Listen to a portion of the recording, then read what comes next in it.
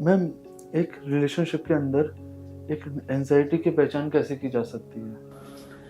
Anxiety की पहचान, अब या तो वो उस इंसान को खुद में एंग्जाइटी हो या वो रिलेशनशिप से एंग्जाइटी आ, दो अलग अलग बातें हैं, ठीक है। जब आपको लगता है कि अगर आपको अपने पार्टनर से कुछ कोई बात शेयर करनी है तो आपको लग रहा है कि मेरे को डर लग रहा है, मैं कैसे शेयर करूं इसके साथ, इसको बुरा लग जाएगा, मेरे को डर लग रहा है, या ये मेरे को जज करेगा, या ये मुझे ब्लेम करेगा, या ये मुझे क्रिटिसाइज करेगा, या फिर आप बातें छुपाने लग जाते हो। आपको लगता है कि आपका पार्टनर आपको स्कोल्ड करेगा तो मुझे नहीं बताना, या फिर वो मेरी गलतियां निकालेगा, जो भी आपको उनसे शेयर करना है वो हो सकता है, या फिर आपको उनसे सिंपली कोई बात करने में घबराहट होती है, पसीना आता है। ये एंजाइटी के सिम्टम्स, ये रिलेशनशिप एंजाइटी के सिम्टम्स नहीं है बल्कि फिजिकल सिम्टम्स ऑफ एंजाइटी है।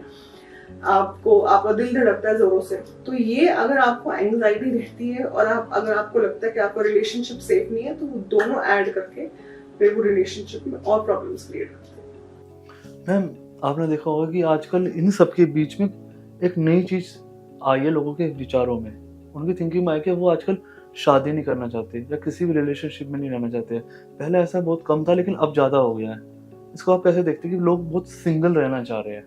हाँ, बिकॉज देखिए इसमें कोई सही गलत नहीं है, बिकॉज मुझे लगता है कि आजकल लोग एक रिश्ते के बंधन में नहीं बदलना चाहते। उनको लगता है कि उनको फाइनेंशियल फ्रीडम है, उनको उनकी इंडिपेंडेंस है, उनको freedom and space to do things है, तो व्हाई गेट इनटू रिलेशनशिप, उनको वो बंधन लगने लगता है।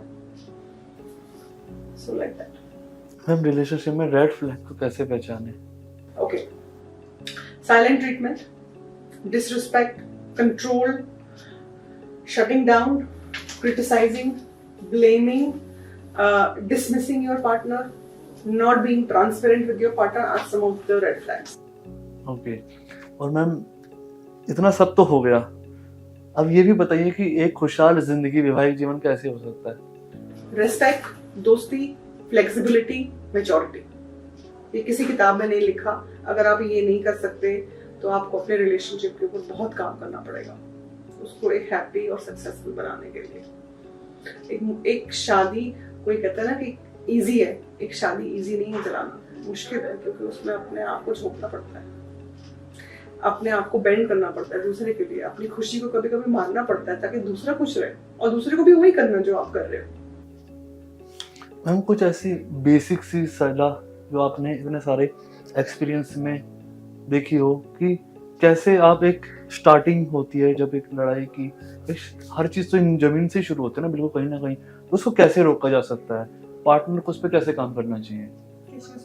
जैसे भी कोई भी एक रिलेशनशिप है, उसकी स्टार्टिंग हो रही है, लड़ाई की स्टार्टिंग हो रही है, उनके बीच में मिसअंडरस्टैंडिंग की हो रही है, मिसकम्युनिकेशन की हो रही है, और वो बहुत बड़ी हो जाती है धीरे धीरे करके, तो उसको कैसे हम ठीक कर सकते हैं?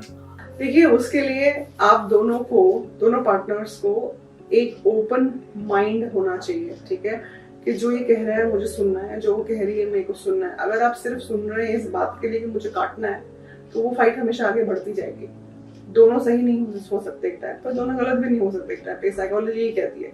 लेकिन डिफिकल्टी कपल्स को तब आती है जब मैं सिर्फ ये कन्विंस करने में लगी हूँ कि मैं सही हूँ, तुम हो सकते हो लेकिन तुम हो नहीं, और आप भी अगर यही करेंगे तो वो रिलेशनशिप कैसे कंटेन होगा, वो कॉन्फ्लिक्ट कंटेन नहीं हो सकता, because somebody has to bend at that time, and trauma is not a competition.